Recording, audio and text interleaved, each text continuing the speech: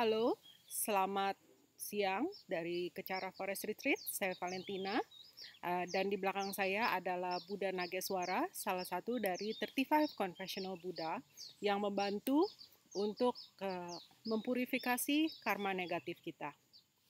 Baik, hari ini saya akan melanjutkan live stream saya mengenai buku The Promise dari halaman 199 sampai dengan 204.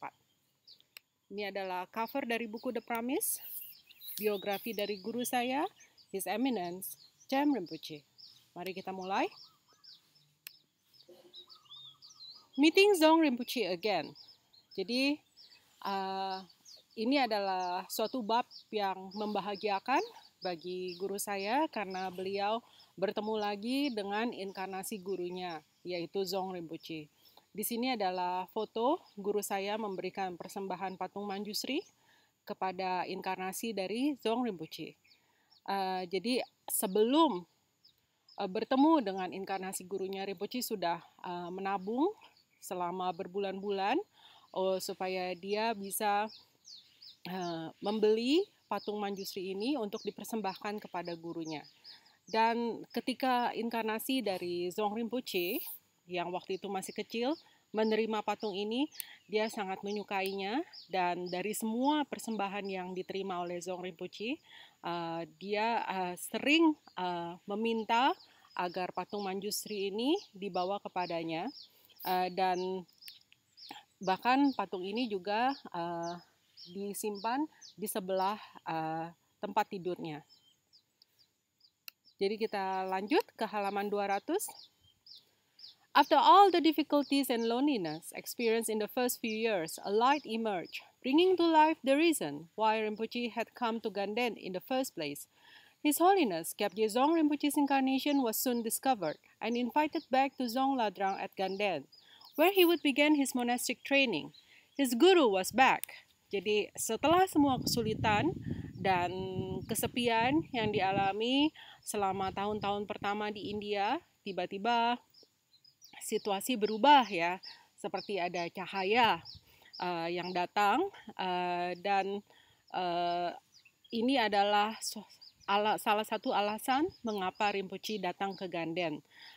Jadi His Holiness Kyabje Zong Rinpoche, guru utamanya yang ditemuinya di Los Angeles, ya, inkarnasinya telah ditemukan dan diundang kembali ke rumah Zong Ladrang di Ganden.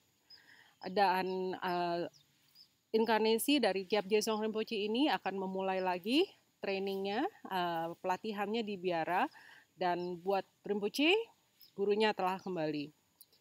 Every day, the 3-year-old Zong Rinpoche would come out of Zong Ladrang, look towards the cowshed and say, "Hey you, come here. Who are you? What's your name?" Jadi setiap hari, inkarnasi Zong Rinpoche yang pada saat itu masih berusia 3 tahun akan keluar dari rumahnya dan kemudian melihat ke arah kandang sapi dan bertanya, "Hei kamu, kemari. Siapa kamu? Nama kamu siapa?" The little Zong Rinpoche's tone and the manner in which he addressed Rinpoche indicated that he was above Rinpoche in rank.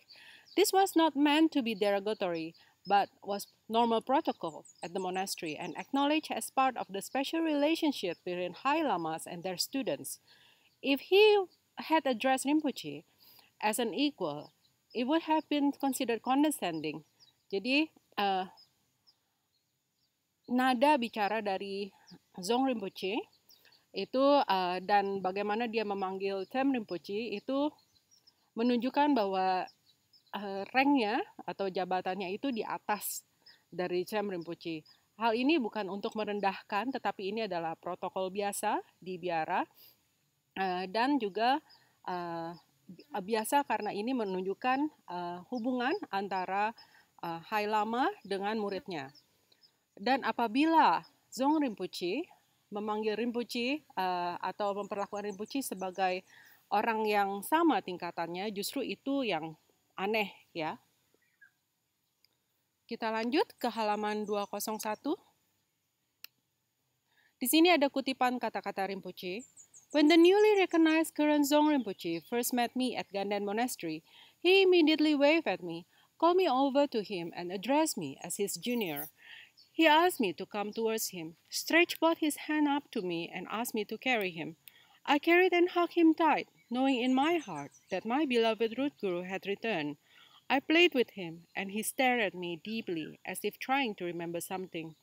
Jadi ketika Zong Rinpoche baru bertemu dengan Rinpoche untuk pertama kalinya di Biara Ganden, dia segera melambaikan tangannya kepada saya dan memanggil saya ke arahnya. Dan dia memanggil saya seperti orang yang lebih junior, dan dia meminta saya untuk datang. Kedua tangannya direntangkan dan meminta saya untuk menggendongnya. Saya menggendong beliau dan juga memeluknya dengan erat, dan dalam hati saya tahu bahwa guru utama saya telah kembali. Saya bermain dengannya dan dia menatap saya dalam-dalam seperti mencoba mengingat sesuatu. Jadi mari kita lanjutkan teksnya. Rinpoche answered humbly, Tenzin Sopa. Jadi Tem Rinpoche menanggapi panggilan dari Zong Rinpoche dan menyebutkan namanya, yaitu Tenzin Sopa. Oh, Sopa Rinpoche, Zong Rinpoche would take to calling him Sopa Rinpoche henceforth, even though Sem Rinpoche had not even been officially recognized as a Rinpoche or reincarnated Lama yet. He was still known simply by his ordination name, Tenzin Sopa. Jadi jawaban dari Zong Rinpoche adalah, oh, Sopa Rinpoche. Jadi Zong Rinpoche akan memanggil Sem Rinpoche sebagai Sopa Rinpoche, walaupun pada saat itu Rinpoche belum diakui sebagai seorang Rinpoche, ya. Dan dia pada saat itu dikenal dengan nama pentabisannya, yaitu Tenzin Sopa. Rinpoche would ask the young Zong Rinpoche, "Can I pick you up and bring you for a walk?" Jadi Sem Rinpoche akan bertanya kepada Zong Rinpoche, boleh saya gendong kamu dan membawa kamu jalan-jalan? Dan jawaban Zong Rinpoche adalah, sure, ya, tentu saja. Rinpoche would carry him and walk around Ganden, the garden surrounding the Ladrang. The little boy would talk, ask questions, and often come to Rinpoche's room unannounced.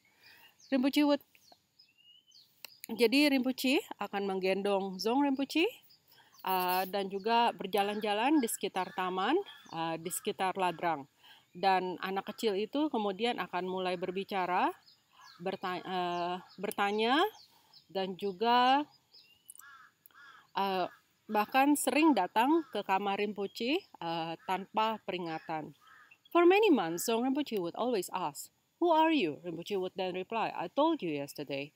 Jadi selama berbulan-bulan, Zong Rinpoche akan selalu bertanya, "Kamu siapa?" Dan Tem Rinpoche akan menjawab, "Saya sudah mengatakannya kepada kamu kemarin."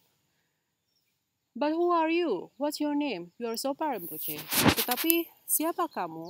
Nama kamu siapa? Kamu adalah Sopa Rinpoche. Again, as in Zong Rinpoche's previous life, they had an unusually special relationship and a closeness that seemed like it could have only come from a previous time. Despite their age difference and the difference in their ranks, their relationship was always like that of two very special old friends being reunited. Jadi, seperti dalam kehidupannya yang sebelumnya, Zong Rinpoche dan Sem Rinpoche memiliki hubungan yang sangat dekat, dan kedekatan ini seperti hanya bisa dibangun sejak dari zaman dahulu. Walaupun usia mereka terbentang jauh, ya, dan ranking mereka atau jabatan mereka juga sangat jauh, hubungan seperti ini seperti ibaratnya dua teman lama yang dipersatukan kembali. Di halaman 202 kita bisa lihat ini adalah foto Zong Rinpoche, ya, yang memegang bel dan damaru, ya. Halaman 203. Ini ada foto lagi di mana Sem Rinpoche menggendong Zong Rinpoche yang pada saat itu masih kecil. This photo of Rinpoche and the current incarnation of Zong Rinpoche was taken at Ganden Monastery in 1990 when Sem Rinpoche was 25 years old. Jadi pada saat itu Sem Rinpoche baru berusia 25 tahun ya.